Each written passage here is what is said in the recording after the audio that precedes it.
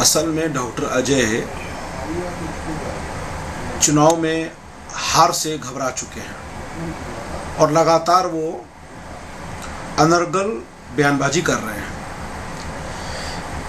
जहाँ तक नरेंद्र मोदी जी की सवाल है तो आज पूरा देश चाहता है और यह देश जानता है कि अगर राष्ट्र को परिवर्तनशील दिशा में अगर कोई लेके जा सकता है वो तो माननीय नरेंद्र मोदी ही हैं।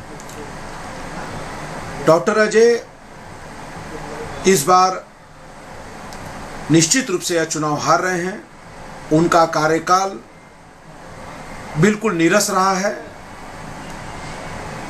और मैं दावे के साथ कह सकता हूं कि उन्होंने अपने कार्यकाल के दौरान कोई भी एक ऐसा कार्य नहीं किया जो कोई भी एक अगर हम आप में से कोई अगर एक सांसद बने तो सांसद निधि खर्च करके वो काम नहीं कर सकता है। जो उन्होंने बड़ी बड़ी बात की थी, मैं यहाँ यूनिवर्सिटी लाऊंगा, हॉस्पिटल लाऊंगा वगैरह वगैरह, उसमें से एक भी कार्य उन्होंने नहीं किए, बल्कि उनके कार्यकाल के दौरान कई संस्थान बंद हुए हैं। उन्होंने कभी भी बंद पड़े केबल कंपनी के लिए आवाज़ नहीं उठाई। आइडा में लगातार हो रहे बंदी को उन्होंने कभी भी ध्यान में नहीं दिया। यहाँ तक कि टाटा मोटर जैसे कंपनियों को भी बाहर जाने की जब बात हुई उनके मुंह से जबान तक नहीं निकली। निश्चित रूप से ये गंभीर विषय है और इसकी जनता जान रही है कि इसके मुंह से आवाज़ नहीं निकलने के पीछे उनके मंशा क्या है।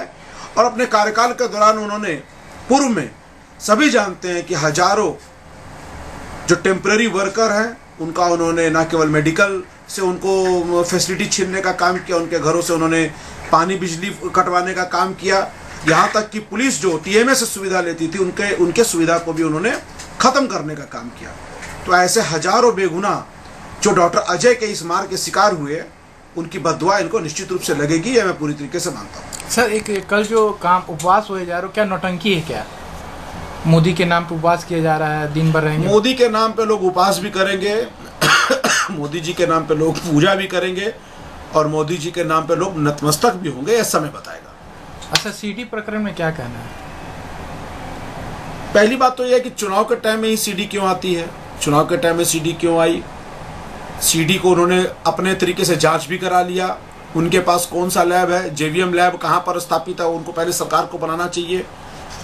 और ये जो तमाम चीज़ें ऑलरेडी ये जो जांच एजेंसी हैं उनके समक्ष हैं। निश्चित रूप से घबरा करके अपने हार से पूरी तरीके से हतोत्साहित होकर करके इस प्रकार के ओछा रणनीति के तहत ये सब कार्य कर रहे हैं, लेकिन वो जान चुके हैं कि ये सब कोई काम आने वाला नहीं है। और मैं ये भी दावे के साथ कह सकता हूँ ये चुनाव वो हार रहे हैं और हारने के बाद 5 साल तक जमशेदपुर में नजर भी नहीं आएंगे। ठीक है, थैंक यू।